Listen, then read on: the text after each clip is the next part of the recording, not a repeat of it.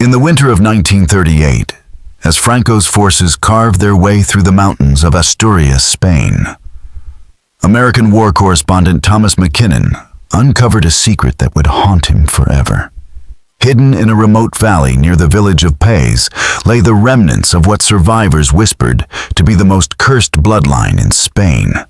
Three sisters, Elena Magdalena and Esperanza Calderón, shared not only a home, but a single husband, creating what later medical experts would call the most genetically isolated family tree in European history. McKinnon's report, sealed for more than 80 years in the State Department archives, described testimonies too disturbing for public release. Between 1895 and 1938, something unfolded in that forgotten corner of Asturias that challenged the very idea of survival and revealed the terrifying extremes people would embrace to preserve what they believed was a pure bloodline. The Calderón sisters' story, and the discovery that shattered one American journalist's life, remains one of the darkest chapters in hidden European history. The mountains of eastern Asturias had long been a place the outside world ignored. Even as Spain tore itself apart during the brutal Civil War, the valleys near the Picos de Europa remained isolated, untouched by the chaos beyond. It was in the hamlet of Pang that the Calderón family had lived for nearly 3 centuries, their ancestors arriving from the Basque territories in the 1640s as herders and stonemasons. By 1895, only one man remained, Don Aurelio Calderón, with his 3 daughters, Elena 22, Magdalena 20, and Esperanza just 18. Their mother had died in childbirth, leaving Aurelio to raise them in near total isolation, the nearest town a day's journey by mule across treacherous mountain paths that winter often made impassable. Aurelio was consumed by an obsession he called la pureza de sangre, the purity of blood. He spent years poring over genealogical records stored in his father's wooden chest, tracing the Calderón line with a mixture of pride and dread. His family had avoided what he saw as foreign contamination. No Moorish ancestry, no Jewish converts, no ties to local peasants he deemed inferior. But with no surviving male heirs, Aurelio faced an impossible choice. Marry his daughters outside the family and dilute the bloodline, forbid them, and let it die with him, or embrace a darker solution that grew in his mind during the long isolated winters. Raised on his beliefs, the sisters were taught they were not like others. Elena, with her piercing gray eyes, became her father's confidant, feeding his genealogical obsessions. Magdalena, softer and quietly curious about the world beyond, was warned that such thoughts were signs of weakness. Esperanza, born with a limp, was told it was the mark of noble blood, proof of their ancient lineage. Their isolation shaped them into something unrecognizable to outsiders. By 1895, they spoke a strange dialect, mixing archaic Castilian Asturian and fragments of medieval Latin. They dressed in clothing styles abandoned generations earlier, sewn from patterns passed down through the family. Most disturbing of all was the way their relationship with their father blurred every boundary of family life. That winter, Aurelio Calderón made the decision that would echo across decades, reaching the ears of a young American journalist 4 decades later. Aurelio gathered his daughters in the cold stone farmhouse and told them they had been chosen for a sacred duty. He claimed to have found the perfect solution to preserve their bloodline while ensuring its continuation. They would share a single husband, a man named Rodrigo Calderón, a supposed distant cousin from a village near Santander. According to Aurelio, Rodrigo's lineage could be traced back to the same ancestor they all shared, making him the ideal partner. What Aurelio concealed, however, was far more disturbing. Rodrigo was not a distant cousin at all. He was Aurelio's own son, born of his late sister, making him the girl's half-brother. To disguise the truth, Aurelio forged documents and rewrote genealogies, convincing his daughters that this arrangement would not only protect their heritage, but purify it, creating children more concentrated in Calderón blood. than ever before. The plan was chillingly methodical.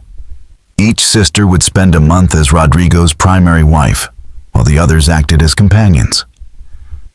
Any children born would be raised collectively with parentage deliberately obscured to avoid jealousy or division. Elena, the eldest and most obedient, accepted immediately. Magdalena hesitated, but Aurelio silenced her doubts with fiery sermons about divine will and family honor. Only Esperanza resisted, sensing the full horror of what was being demanded. But her protests were dismissed as childish hysteria. By November of 1896, Rodrigo arrived just as the mountain passes were closing under snow.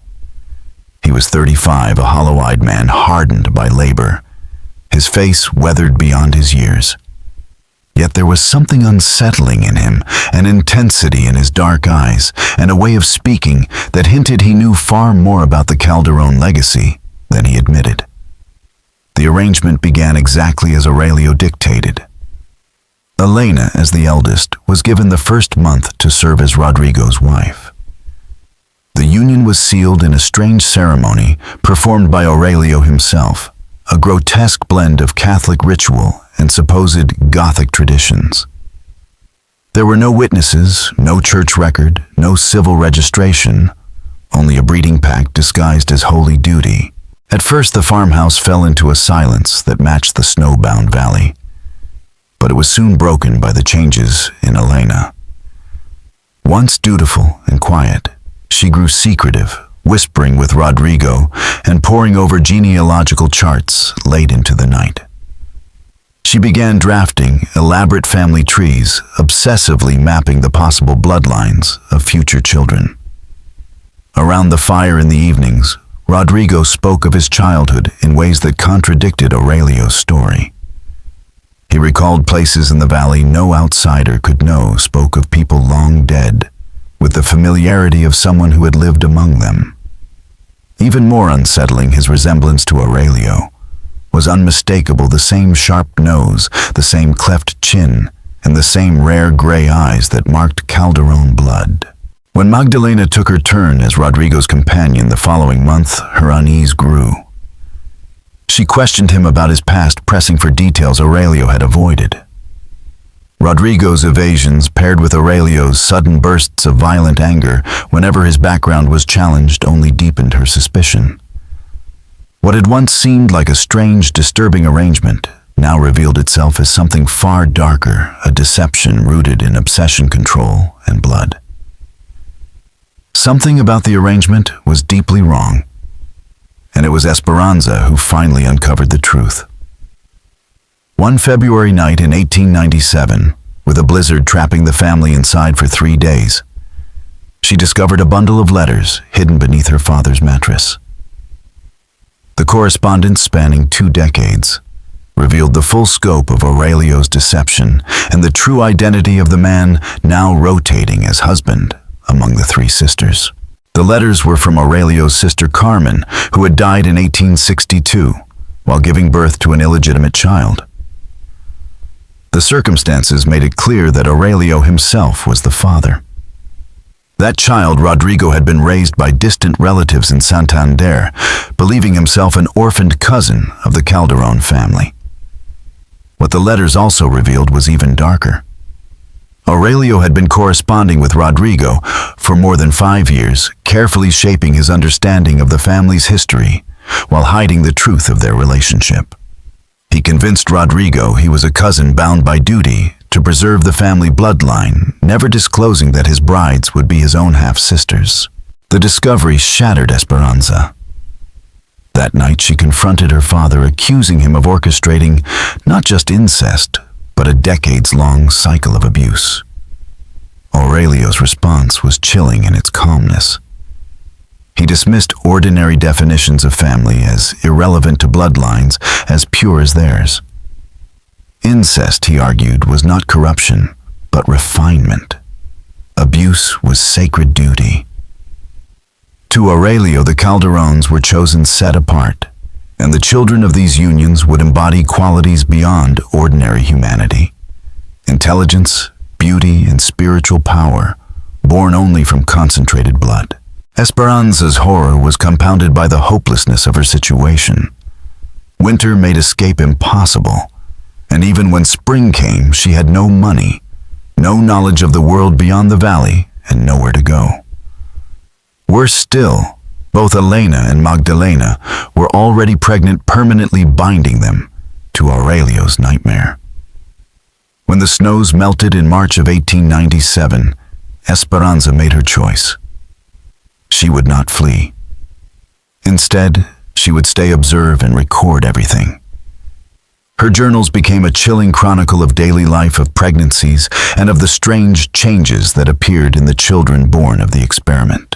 The first generation arrived in the autumn of 1897.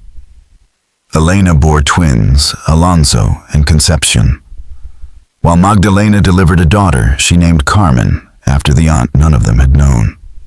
Aurelio acted as midwife, the farmhouse sealed away by early snow. From the beginning, the children bore signs of both the Calderón legacy and its corruption. All shared the family's piercing gray eyes, but their bodies carried marks of concentrated blood. Alonso's jaw jutted forward in a deformity that made speech difficult. Concepcion's fingers were fused by soft webs. Carmen appeared healthy at birth, but her hearing proved so limited that the family was forced to invent an elaborate language of hand signals. Yet it was not only their bodies that disturbed Esperanza. By the age of 3, the children displayed a grim fascination with ancestry, asking questions about lineage far beyond their years. They ignored the games of childhood, instead spending hours tracing genealogical charts across the farmhouse walls. Most unsettling of all was their instinct for secrecy. They seemed to know without being told that they were part of something hidden and forbidden, and they guarded that knowledge with uncanny discretion. By 1900, the household had changed. The rotation of marriages no longer followed its original structure, devolving into a complex and disturbing arrangement that blurred every boundary. By 1905, the sisters had produced 8 children in total. Yet the true lines of parentage had become deliberately obscured. In Aurelio's eyes, this was proof of success, the Calderón bloodline, distilled into a new generation, its purity intact, even as deformities and madness whispered from within their walls. Rodrigo continued cycling through the sisters. But now the children of the first generation had begun taking part in family planning discussions. They spoke of bloodlines, of genetic pairings, of which siblings and cousins might produce the most refined offspring. To Esperanza, these conversations were more chilling than anything her father had ever imposed. The isolation that once enabled Aurelio's plan had now become essential to its survival. Discovery by outsiders would mean prison exposure, or worse, so the family withdrew further into secrecy.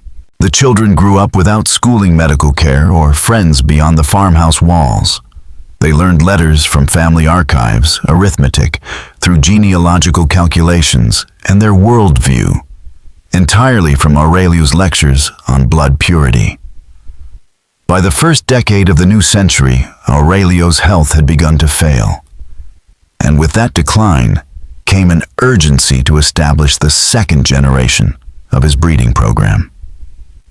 Alfonso, despite his deformities, was groomed as heir. Detailed charts tracked the traits of his sisters and cousins, predicting the qualities of their potential children like livestock pedigrees.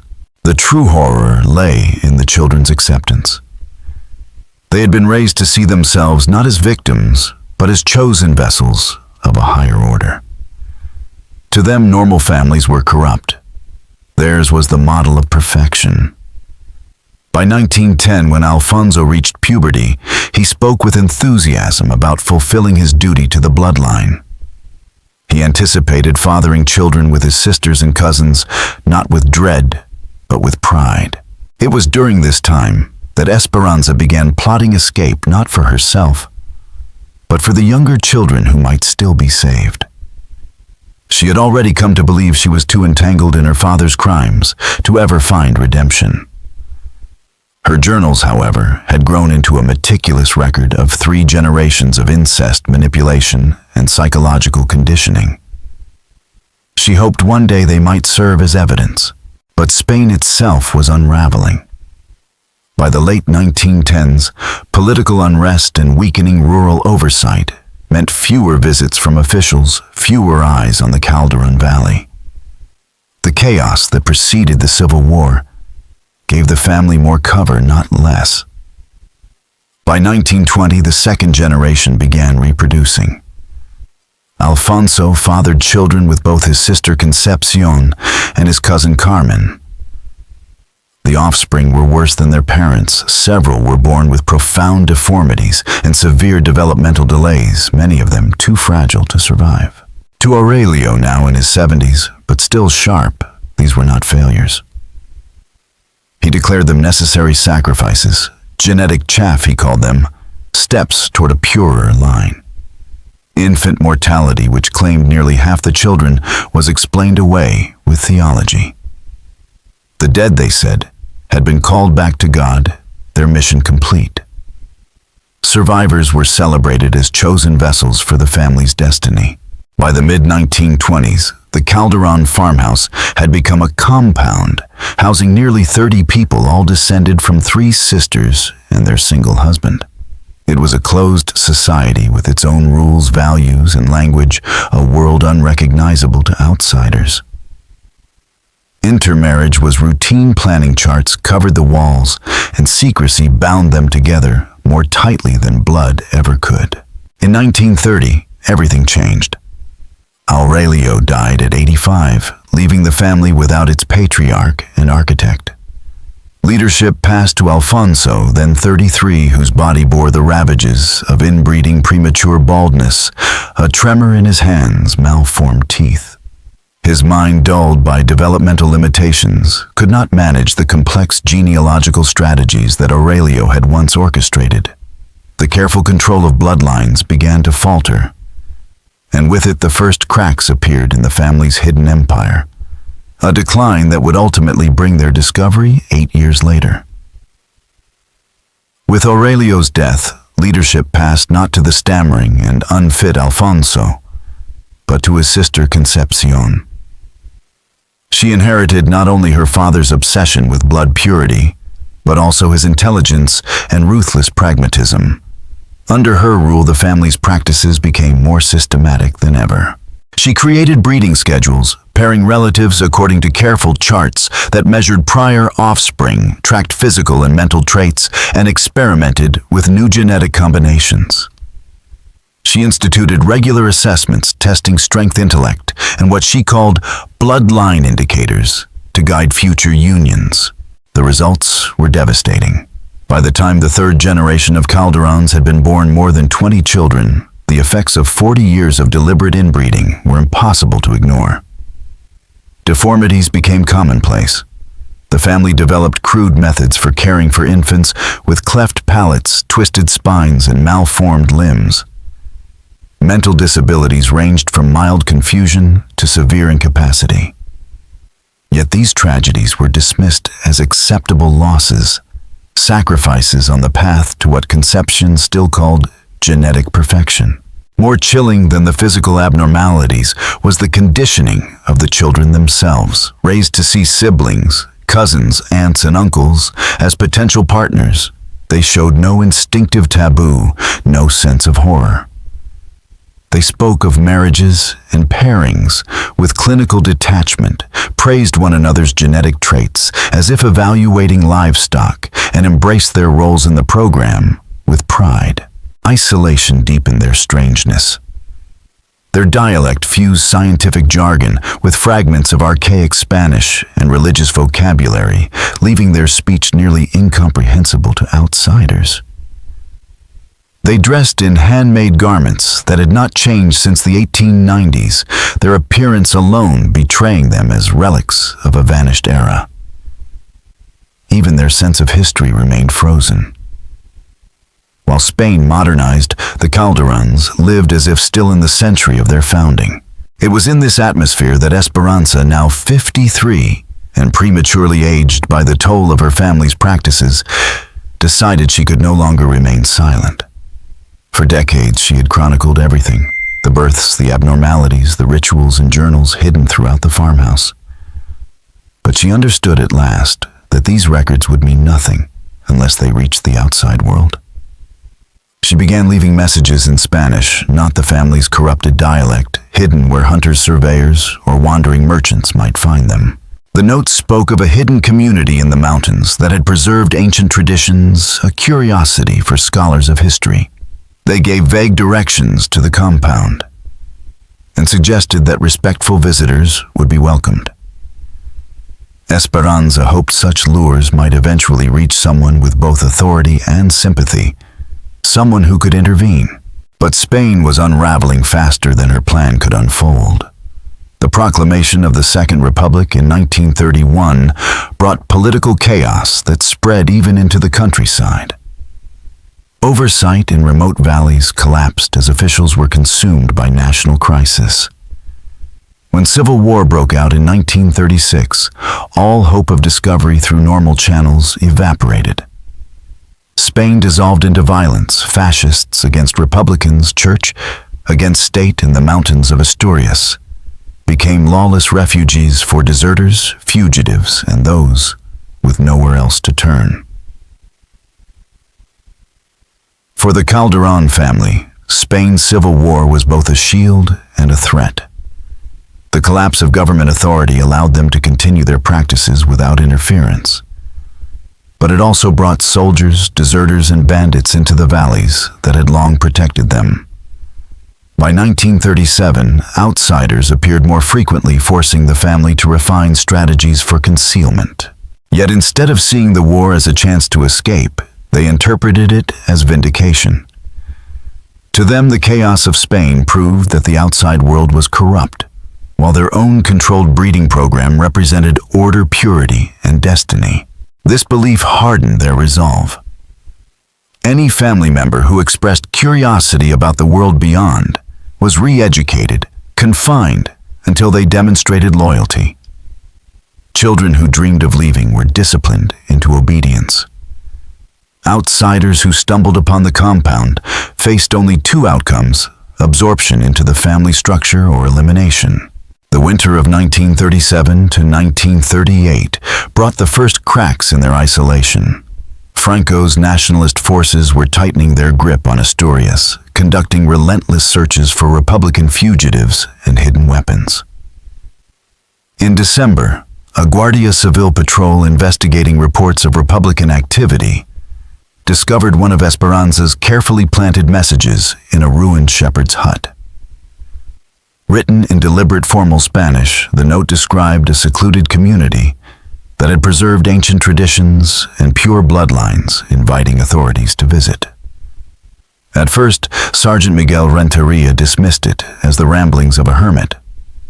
But the precise geography convinced him the valley might conceal rebel strongholds. In January 1938, Renteria led a patrol into the Calderón Valley. What they found defied belief. A cluster of stone houses stood as if time had stopped their inhabitants, clad in 19th century clothing and speaking a dialect so warped by genetics and isolation, it was barely recognizable as Spanish. Inside the main farmhouse, the patrol discovered walls covered in genealogical charts, meticulous records of marriages, births, and bloodlines spanning generations. The patterns were unmistakable systematic incest, not accidental, but planned, measured, and maintained as a form of science. The Calderóns themselves spoke freely, boasting of their practices as achievements. Birth records maintained first by Aurelio and later by Concepcion detailed dozens of children born of unions that defied every law of church and state. For Sergeant Renteria, a soldier hardened by civil war, it was almost incomprehensible. This was not the crude abuse sometimes whispered about in remote villages. It was a carefully managed breeding program, a multi-generational experiment in controlled incest carried out with scientific precision and religious zeal. The encounter might have ended with arrests and the removal of the children into state custody. But events shifted with the presence of an outsider among the patrol. Thomas McKinnon, a 28-year-old American war correspondent. McKinnon had been granted permission to observe operations in rural Asturias for articles on how isolated communities were coping with the war. His timing placed him at the very heart of a discovery that had remained hidden for over 40 years. Unlike the Guardia, McKinnon had no political stake in Spain's conflict. His role was to observe, record, and report. Trained as a journalist, he meticulously documented the evidence, the charts, the testimonies, and the strange, unsettling behavior of the Calderón family. His reaction was one of fascination mingled with horror. What he witnessed would form the foundation of sealed reports that would remain buried in U.S. archives for decades. Evidence of a hidden community that had turned inward until it became something monstrous. McKinnon understood at once that he was witnessing something unprecedented in modern Europe. A community cut off from the world, deliberately engineering itself through generations of incest in pursuit of a vision that blended science fantasy and fanaticism. Yet he also knew that the timing of this discovery posed immense complications. Spain was drowning in civil war. Franco's new regime was focused on consolidating power, crushing Republican resistance and rebuilding a fractured nation. The last thing the government wanted was an international scandal involving incest eugenics and religious heresy hidden in a remote valley. The solution was as pragmatic as it was chilling. Sergeant Renteria and McKinnon agreed the family would be quietly dispersed. The children would be placed in institutions for care and education, the adults prosecuted discreetly, and the entire affair buried from public knowledge. McKinnon's role proved vital. As an American correspondent with global connections, he ensured the case would be documented while promising to delay publication until Spanish authorities could control the situation. What none of them foresaw was that the delay would stretch not for months, but decades, sealing the Calderón story in archives long after every participant was gone. The real horror, however, came during the week-long investigation that followed in February 1938.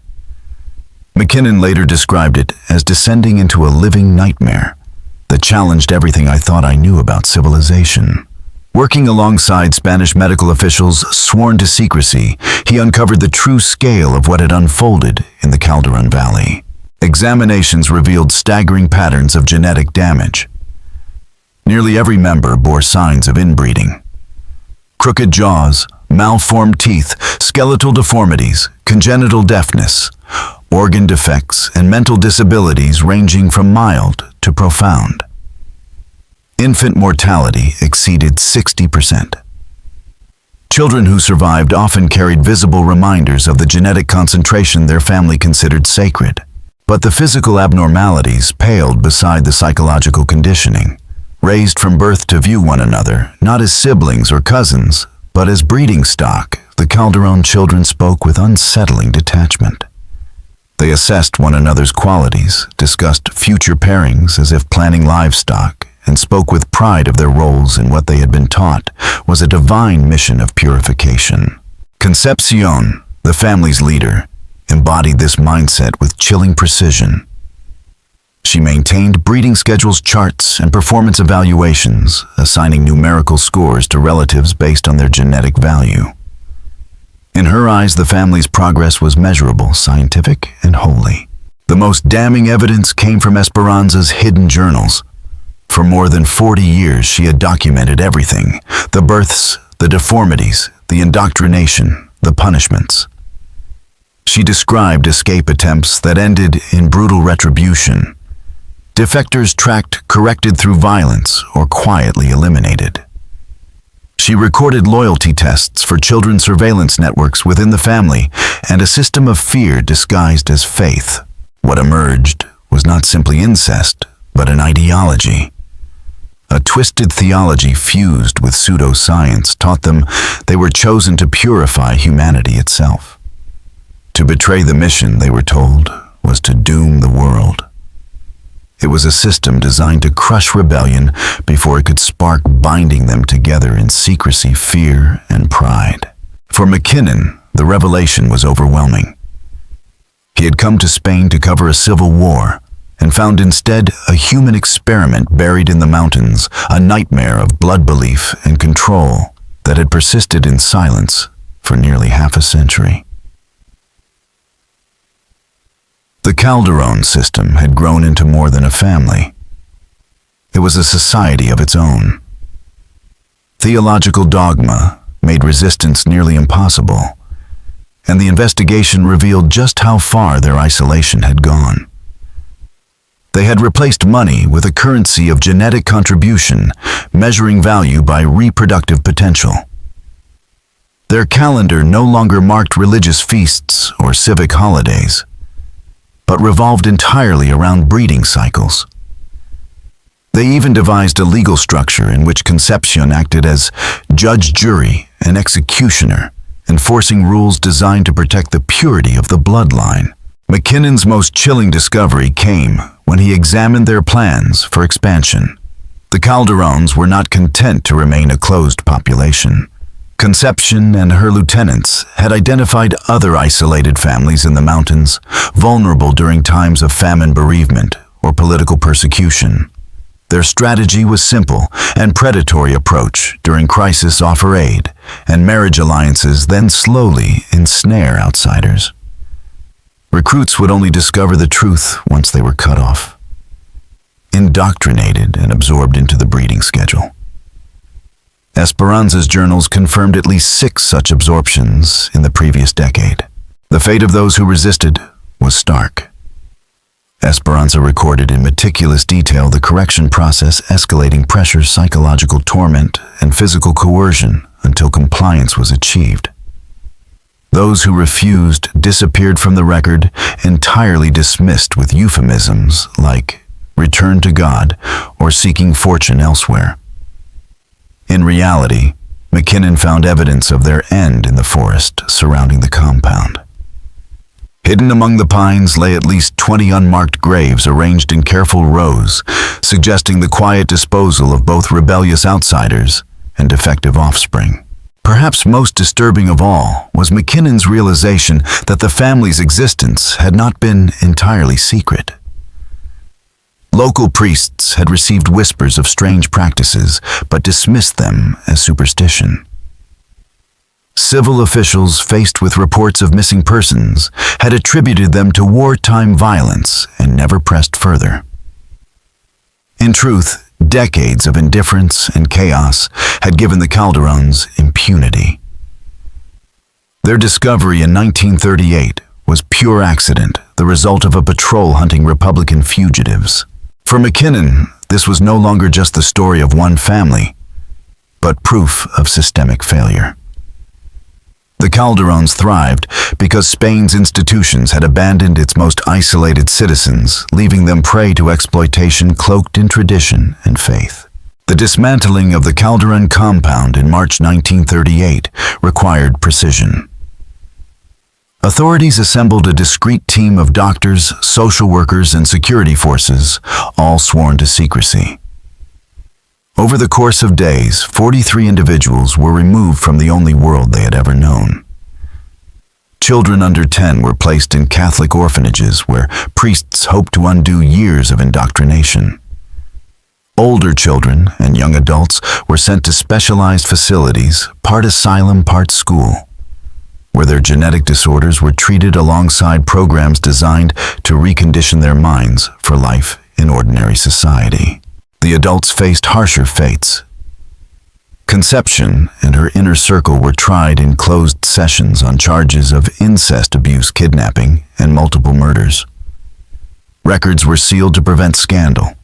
Sentences were long, though many died in custody within a few years from disease or the sheer shock of life beyond the compound. And then there was Esperanza. Her journals had made the investigation possible, offering the only complete record of 4 decades of secrecy and control. Yet her complicity was undeniable. For decades, she had not only observed but participated, maintaining silence as children were bred, indoctrinated, and in some cases, eliminated. She had been both witness and accomplice, a fact that left authorities divided on her fate. Authorities resolved Esperanza's case by granting her immunity in exchange for cooperation. For the rest of her life, she worked with Dr. Carlos Mendizabal and other researchers, offering first-hand insights into the Calderón system, the indoctrination methods, the genetic planning, the subtle forms of coercion. Her testimony became invaluable for the study of child protection, psychological manipulation, and the dangers of extreme isolation. The compound itself was dismantled with precision. Every building was photographed, every document cataloged. McKinnon personally oversaw the preservation process, recording genealogical charts, journals, and breeding schedules before they were copied and burned. What emerged in Dr. Mendizabal's words was the most comprehensive record of human inbreeding ever assembled. The excavation of unmarked graves in the surrounding forest revealed the scope of the violence underpinning the system. 23 bodies ranging from infants who had died shortly after birth to adults executed for rebellion. Each set of bones testified to a life sacrificed to preserve a doomed experiment. For McKinnon, the aftermath was as harrowing as the discovery. Initially, his agreement to delay publication seemed reasonable. But as months stretched into years, it became clear the Franco government intended to bury the entire affair. Spain, newly remade under authoritarian rule, could not afford an international scandal that contradicted its image of tradition, faith, and order. Editors abroad proved equally unwilling, either blocked by diplomatic pressure or unable to believe a story so extreme without official corroboration. Defeated McKinnon deposited his entire archive, thousands of pages of testimony, hundreds of photographs, and copied genealogical charts with the U.S. State Department in 1940. The files were sealed, preserved as evidence, but inaccessible to the public. The Calderón case, he realized, would remain silent until long after its witnesses were gone. The fates of the surviving family members were uneven and tragic. The youngest, removed before age 5, often adapted, especially those adopted into families unaware of their origins. Many grew up free of the stigma their past erased. Older children, however, carried heavier burdens. Some suffered permanent physical deformities. Others struggled with psychological scars that made integration nearly impossible. Many spent their lives in institutions, their conditioning too deeply embedded to unlearn.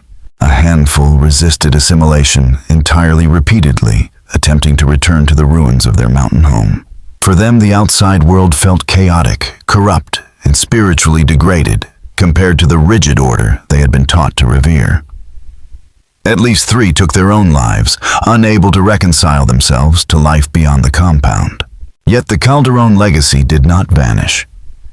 Dr. Mendizabal's research, informed by Esperanza's testimony and the preserved evidence, advanced the understanding of hereditary disorders and the devastating consequences of extreme inbreeding.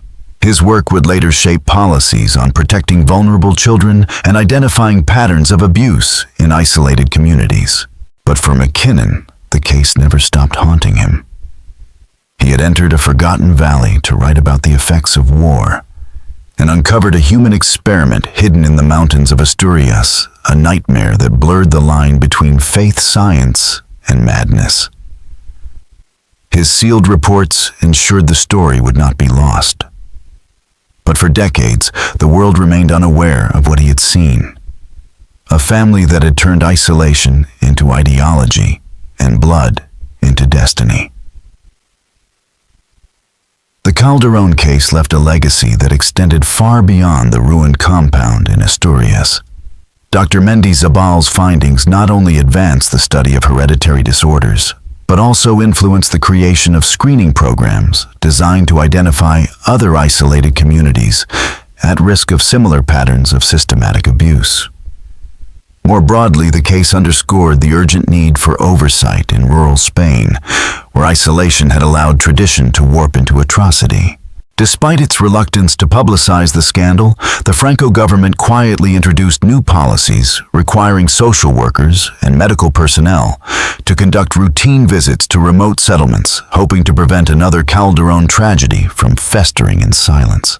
McKinnon's sealed report filed in 1940 remained hidden for more than 4 decades. It was finally declassified in the 1980s amid a wider release of Civil War-era records. Even then, access was limited to academic researchers, bound by strict agreements to protect the anonymity of surviving family members and their descendants. For most of the world, the Calderóns remained nothing more than a whisper in forgotten archives. For McKinnon, the experience was life-altering. Though he continued his career covering wars and social upheavals across Europe and Latin America, colleagues remarked that he never again displayed the idealism that had marked his early work. In later interviews, he confessed that the Calderón discovery had changed him forever. It was, he said, a glimpse into the abyss of human nature. What happens when all boundaries collapse, when faith and science are twisted into justifications for the unspeakable? The final chapter closed in 1983 when Esperanza died in a Madrid nursing home at the age of 96. For 4 decades, she had cooperated with researchers providing testimony that shaped modern understandings of psychological conditioning and genetic isolation. Until the end, she occasionally met with journalists granted rare access to the declassified materials. To the last, she remained both witness and accomplice keeper of a story too monstrous to tell, yet too important to erase. Esperanza maintained until her death that the Calderón breeding program, however horrific in outcome, had been born of sincere belief in genetic improvement and human perfection. With her passing in 1983, the last living memory of the family's practices was gone. But the documentation she helped preserve continued to inform researchers studying isolation, systematic abuse, and the psychology that allows ordinary people to commit extraordinary cruelty. The Calderón case became a touchstone in academic literature on family dysfunction, genetic counseling, and the protection of vulnerable populations. Today, the valley where the compound once stood remains desolate. Locals still whisper of the cursed family, and hikers sometimes stumble upon moss-covered foundations deep in the forest. The Spanish government has never publicly acknowledged the case, and many official records remain sealed under laws citing family privacy and national security. Yet the legacy of the Calderón sisters and their shared husband lingers as one of the darkest lessons in European history. Their story is a stark reminder that civilization is fragile. When isolation and fanaticism converge, closed systems can emerge that are impervious to outside morality or correction. The Calderóns believed they were building perfection. In reality, they produced only deformity, suffering, and death. It is a testament to the corrupting power of unchecked ideology and humanity's capacity for self-deception in the name of higher purpose. But perhaps the most unsettling question is, was the Calderón family truly unique? Or could there still be other hidden communities clinging to their own twisted visions of purity concealed in the forgotten corners of the world?